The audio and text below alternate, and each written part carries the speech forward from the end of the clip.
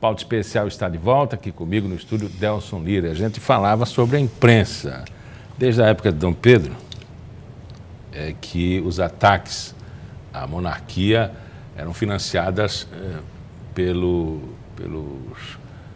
movimentos contrários ao Dom Pedro. Isso está escrito. Jornalistas pagos para falar mal de Dom Pedro, da monarquia. E a gente percebe que isso não está muito distante, não, hoje em dia. A gente não pode provar que alguém está pagando, né? Mas o povo está nas ruas, não é bobo, e já sabe quem está do lado da verdade e tem pessoas tendenciosas. A Comissão da Verdade percebe isso, que há alguma coisa de imparcialidade ou parcialidade com relação ao tratamento das notícias no Brasil? Sem dúvida. Na verdade, nós constatamos, quem convive com o fenômeno da vida humana, das coisas inerentes ao humano, sabe e constata que, primeiro, o que é a verdade, né? A verdade não pode ser uma fórmula matemática de A mais B igual a C, inclusive porque, sobre determinado fato, sobre determinada situação, ocorrem as interpretações de A, de B, de C. E aí as pessoas fazem essas interpretações e as leituras segundo suas próprias convicções ou seus interesses. Esses interesses, as convicções nós podemos considerá-las boas ou ruins, certas ou erradas, mas em que perspectiva? Na nossa, não seria razoável, mas nós estamos conversando sobre sistema democrático, quer dizer, situação democrática do Brasil. No cenário democrático do Brasil, seria razoável proibir manifestações? Não. Defender a proibição de manifestações não me parece compatível com a liberdade. Ou bloquear o exercício da liberdade de comunicação e de divulgação, que é o campo próprio da imprensa, assim chamada no sentido amplo, seria motivo para proibir, pelo fato dos desvios ocorridos? Também não. O que é que a Constituição brasileira estabelece para isso? A regra é a liberdade. O Supremo Tribunal Federal ele é muito rigoroso nessa interpretação. A regra é a liberdade de expressão e de comunicação. Pune-se o excesso. Quem se sentir prejudicado pelo excesso, procure a reparação, seja moral, seja material. Mas não há meia liberdade. As verdades, elas são, muitas vezes, nós imaginamos que este papel é uma verdade em si, mas é possível de se discutir sobre vários aspectos e nuances o conteúdo dele, do que está escrito aqui ou do que nós estamos dizendo aqui.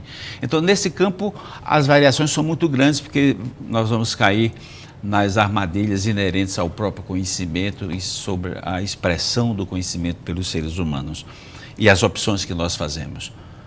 Ao lado disso, nós sabemos que todo o sistema de produção social, seja o que alimenta e mantém a imprensa, o exercício da advocacia, do professor, do médico, e todos nós do Câmara, deste estúdio, enfim, não existe Coca-Cola grátis, né? Então, quando se fala num golpe no Brasil, trazendo para o outro extremo, pergunta-se quem financiaria um golpe no Brasil? Quais os interesses que patrocinariam economicamente? O porquê a Fiesp estaria nisso? E o oposto da Fiesp, por exemplo, né? Por exemplo, porque os antagonismos são muito grandes. Porque o MST está contra o golpe? Enfim. E porque foi a Nova York?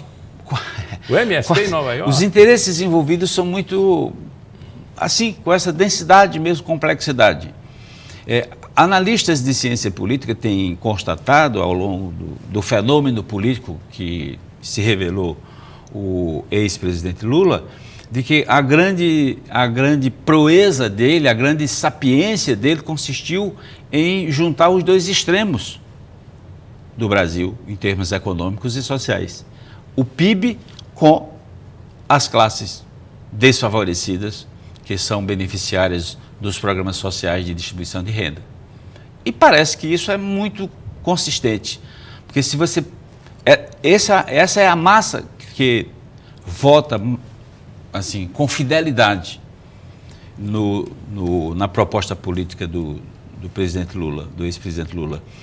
E ao lado disso nós estamos, infelizmente, constatando por uma via que não desejávamos, que é da apuração de crimes terríveis, na chamada Operação Lava Jato, exemplificativamente, que quem financiou essa proposta, a construção disso, foi o poder econômico na sua essência macro. A linha dominante de mercado nas atividades fundamentais da economia brasileira. E aí tem uma certa consistência nessa visibilidade que os analistas colocam. Bom, num contexto assim, não se trata de verificarmos que lado está sendo financiado por quem, porque sempre haverá alguém pagando a conta, e nós chegaríamos num campo muito delicado, muito difícil de equacionamento, né? Como você colocou. Quem financia os movimentos sociais que vão para as ruas? E quem financia os outros movimentos sociais que jocosamente se chamam os coxinhas e coxinhas e mortadelas ou coisa que vai. Quer dizer, mas todos eles têm o financiamento. É espúrio ter o financiamento ou a proposta é espúria em si? Bom, a liberdade, o exercício da liberdade não autoriza nenhuma coisa nem outra. Quando o cientista social disse que todo mundo vende o voto, isso causou surpresa em muita gente, mas a gente percebe que na prática todos nós temos de forma direta ou indireta, temos interesse. Existe essa influência. Agora, doutor Delso, nós vivemos num festival de delações. Até que ponto isso deve ser aceito? A história tem, da Inconfidência para cá, muita coisa. E atualmente nós temos delações, em cima de delações. Até que pontos elas são consistentes e interessam ao Brasil? Eu fico bem à vontade hoje para falar sobre isso, porque eu passei pela Polícia Federal e pelo Ministério Público Brasileiro, vendo estadual e federal, e se eu estivesse lá ficava mais difícil de conversar. Hoje é mais fácil.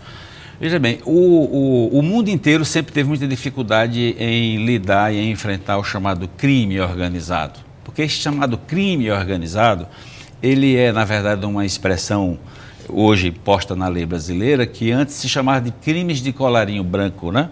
Crimes que compensam, marcados pela recompensa financeira ou política da atividade criminosa. A dificuldade sempre foi muito grande.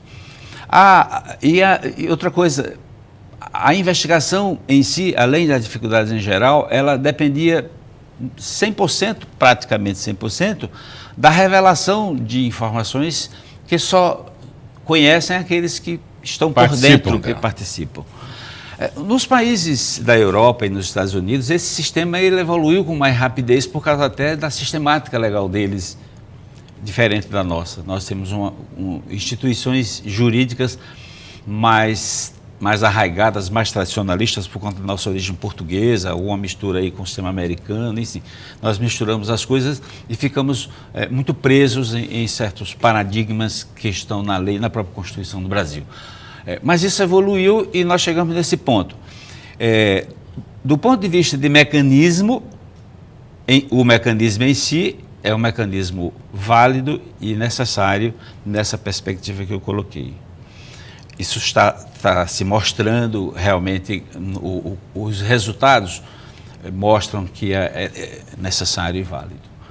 O grande risco desse mecanismo, como é também de outros mecanismos associados a isso, como a quebra da privacidade das comunicações, que talvez seja até pior do que a delação, não sei qual dos dois seria pior, num cenário de desvio do que se faz. O desvio é muito perigoso, tanto num caso como no outro. O Supremo Tribunal Federal tem sido desafiado, porque até então o Supremo Tribunal Federal não tinha se envolvido diretamente neste assunto, porque chegava no Supremo Tribunal Federal causas julgadas em primeira e segunda e terceira instâncias da justiça brasileira, onde ele era chamado para decidir um assunto um tópico muito específico sobre a liberdade da pessoa, tolhida ou não a validade da prova. Hoje, o Supremo tem diante dele, como instância única, essa responsabilidade de julgar pessoas com base nesses mecanismos. Agora, e aí as coisas ficam muito mais difíceis, né? Doutor Delcio, o STF ele tem interferido no legislativo, inclusive afastando o presidente da Câmara. Isso. Até que ponto isso é favorável à democracia brasileira e até quanto isso vai ajudar o Brasil a entender esse momento? Perfeito.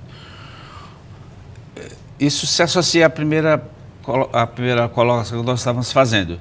Então, o Supremo Tribunal Federal, ele está sendo posto diante desse desafio, que é de dizer para que servem esses mecanismos, até onde ele pode ir. Esses mecanismos podem ir. E ele, então, tem dito que a delação não é prova em si. A delação é um começo de prova. É preciso que se prove a partir dela. Isso é muito fundamental.